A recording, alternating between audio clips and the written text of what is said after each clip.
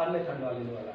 मलाई बडो दुःख लाग्छ, हेर्नुहोस्, म पनि मजदुरी गर्छु, म पनि काम गर्छु, तर म त्यो ठाउँमा कहिले पुग्ने म त्यो कल्पना गरेर बस्छु। हेर्नुहोस् होइन, म प्रभु तपाईँको इच्छा छ भने पक्कै पुर्याउनुहुन्छ भन्छु।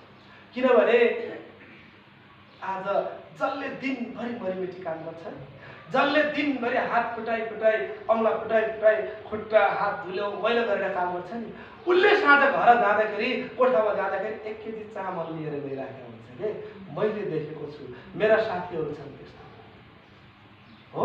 तर जसले आनन्दले बसेर एउटा दिमाग लगाएर अलिकति परमेश्वरप्रतिको आस्था राखेर, या उसले जोसुकै भगवान्लाई मानोस्, भगवान्प्रतिको आस्था राखोस्, अर्थात् साँच्चीकै होइन यो मात्रै जिन्दगी होइन है, केही बचाउनु पर्छ है भन्ने हिसाबले जसले अलिकति फराकिलो सोच गरेर काम गरेको छ नि होइन, टाइमिङलाई चिनेको छ नि, त्यो मान्छेको जिन्दगी अलिअलि पनि सुखले बाँचेको छ होइन। मेरो परिवारै चल्दैन भनेर जसले रात दिन नभनी काम गरेको हुन्छ, झन् पत्ता गरेर त्यसैको परिवार बिग्रिराखेको हुन्छ हो।